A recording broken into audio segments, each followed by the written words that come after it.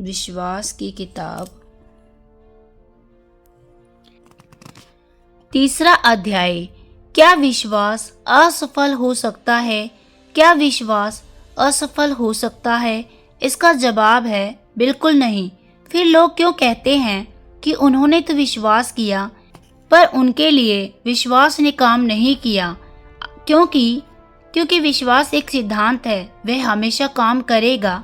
लेकिन ऐसे बहुत से मौके होंगे जब इस सिद्धांत को ठीक से इस्तेमाल नहीं किया गया होगा। फिर से एक हवाई जहाज के उदाहरण से समझते हैं। वह न्यूटन के तीसरे सिद्धांत से मिले एरोडायनेमिक्स के सिद्धांत के द्वारा उड़ता है। एरोडायनेमिक्स का सिद्धांत हमेशा काम करेगा और इन सिद्धांतों की निश्चितता की वजह से आज हवाई यात्रा सबसे सुरक्षित तरीका है यात्रा करने का। इसके बावजूद हम विमान की दुर्घटनाओं के बारे में क्यों सुनते हैं? क्या यह सिद्धांत के काम नहीं करने की वजह से हुआ? विमानों की दुर्घटना अक्सर किसी इंसान की गलती या तकनीकी गड़बड़ी के कारण होती है। जहां तक बात प्रभु के द्वारा बनाए गए नियमों की है, उनमें कोई गलती नहीं है। वह स्थापित कर दिए गए हैं और जब तक पृथ्वी रहेगी वह रहेंगे, क्योंकि जब तक हम नियमों को गलत तरीके से लागू करेंगे हमें मनचाहे नतीजे नहीं मिलेंगे। इसी तरह से जब हम सुनते हैं कि कुछ विश्वासी लोग अपनी बीमारी में मर गए तो हम जल्दी से नतीजे पर आ जाते हैं कि शायद प्रभु ने इन्हें चंगा नहीं किया होगा।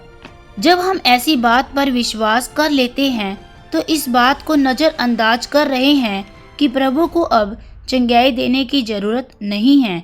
उसने यह काम 2000 साल पहले ही कर दिया जब उसने बीमारियां अपने ऊपर ले ली और उसको हमारी चंगाई के कारण घायल किया गया।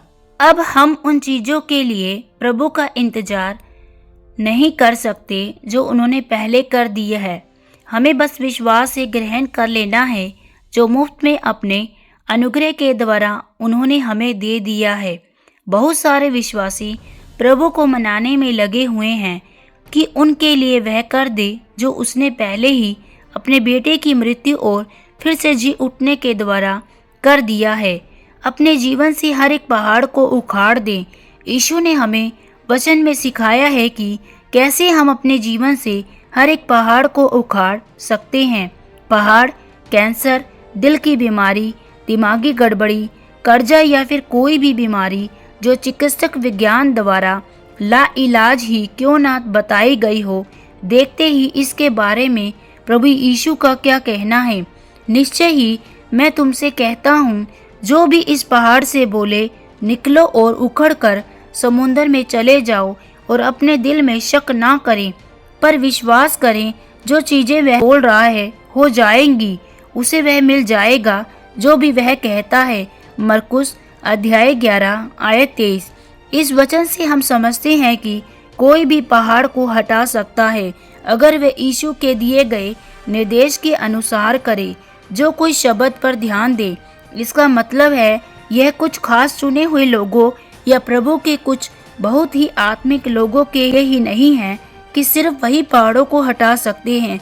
अगर यीशु ने जो भी कहा है तो इसका मतलब इसमें हम सब भी शामिल हैं। जो कोई हमें यह भी बताता है कि वह प्रभु नहीं है जो फैसला करता है, वह पहाड़ आपके जीवन में रहेगा, आप करते हैं।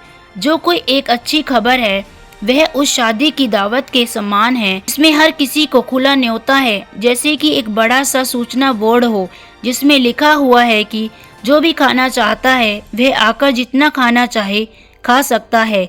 जैसे ही आप फैसला करते हो कि हाँ और मैं अपने जीवन से पहाड़ों को निकालना चाहता हूँ, तो निर्देश यह है कि उस पहाड़ से बोलो।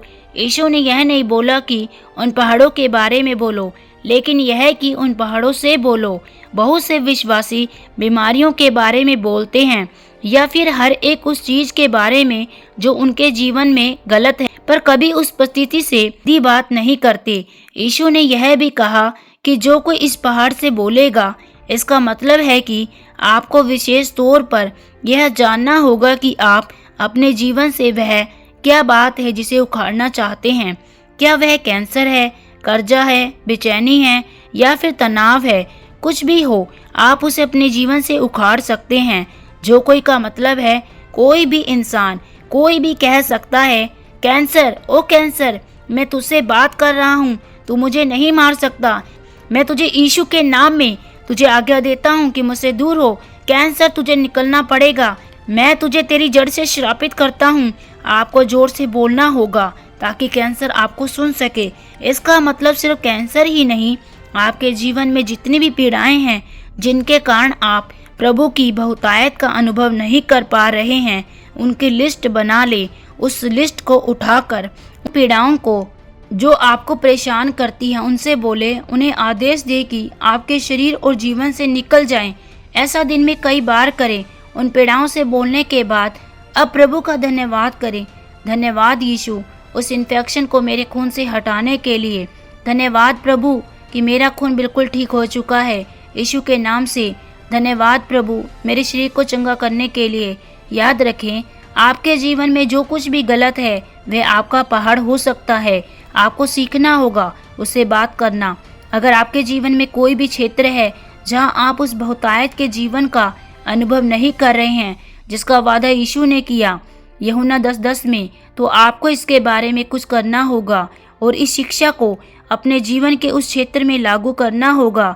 हो सकता है कि आपको पूरी तरह यकीन ना हो कि आप पहाड़ों को हटा सकते हैं, पर यीशु को आप पर पूरा यकीन है। उन्हें विश्वास है कि आप यह कर सकते हैं। अगर हम यह नहीं कर पाते तो यीशु का हमें ऐसा करने के लिए निर्देश देना गलत होता, पर उन्होंने हमें निर्देश दिया है कि क्योंकि वे जानते हैं कि उसकी दया होने के कारण हम शक्तिहीन नहीं हैं, उसने हमें अपना अधिकार और अपनी सामर्थ दी है। हम हर एक बीमारी और शैतान के हर कार्य को अपने जीवन से उखाड़ के निकाल दें। प्रभु के राज्य में हम पहाड़ों को अपने शब्दों से उखाड़ते हैं। अब मैं चाहता हूँ कि आप इस पर ध्यान दें। यीशु ने हमें निर्देश दिया है कि हम इस पहाड़ से बोले, निकल और उखड़ कर समुद्र में चले जा। निकल आदेश की प्रार्थना है। आप प्रभु से उसे हटाने की भीख नहीं मांग रहे, आप उस पहाड़ को आदेश दे रहे हैं कि पहाड़ उखड़ समुद्र में जा गिर। बहुत से विश्वासी अपने बीमारियों में मर गए क्योंकि उन्होंने अपनी बीमारियों को कभी निकलने का आदेश नहीं दिया। वे प्रभु से उन्हें चंगा करने को बोलते रहे। असलियत में प्रभु ने उन्हें पहले से चंगा कर दिया था। अपने पहाड़ों से उखड़ जाओ कहने के बाद अगला निर्देश है कि अपने दिल में शक ना करें, पर मान ले कि आपने जो बोला है वह हो जाएगा। इसका क्या मतलब है कि अपने दिल में शक ना करें? इसका मतलब है कि जो आप प्रार्थना कर रहे हैं इसके विपरीत कल्पना ना करें। हर उस तस्वीर और कल्पना को निकाल फेंकिए जो मेल नहीं खाती उससे जो अपने पहाड़ से कहा है। अपने दिल में उस पहाड़ को उखड़ा हुआ देखें। जल्द ही आप उसका प्रकटीकरण देखेंगे। और एक बहुत ज़रूरी चीज़ जो इस वचन में ध्यान देने वाली है वह यह है कि यहाँ मानना शब्द का इस्तेमाल एक बार हुआ, पर बोलने शब्द का इस्तेमाल 3 बार हुआ। तो हम कह सकते हैं कि जिस बात को आप मानते हैं तो यह कहना ठीक होगा कि आपका बोलना जो कुछ आप विश्वास करते हैं उससे 3 गुना ज़्यादा होना चाहिए।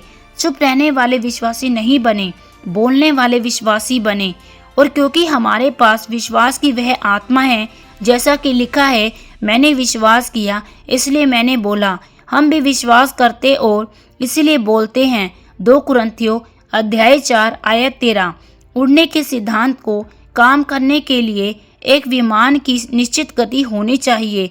ठीक उसी तरह विश्वास के सिद्धांत को काम करने के लिए निश्चित समय तक उस बात का बोलना होना चाहिए जिस बात को हम अपने दिल में मानते हैं। पहाड़ों से बोलें, बिना आप उन्हें हटा नहीं सकते। तो प्रिय, बोलने की आदत डाल लें। अपने पहाड़ों को विश्वास से बोले और हर एक करके उनको उखाड़ फेंके। कोई भी पहाड़ प्रभु के बच्चों के सामने टिक नहीं सकता अगर वह वचन को बोलने में हार ना माने। आपका अंगीकार आपको आपकी विरासत दिलवाएगा। आमीन।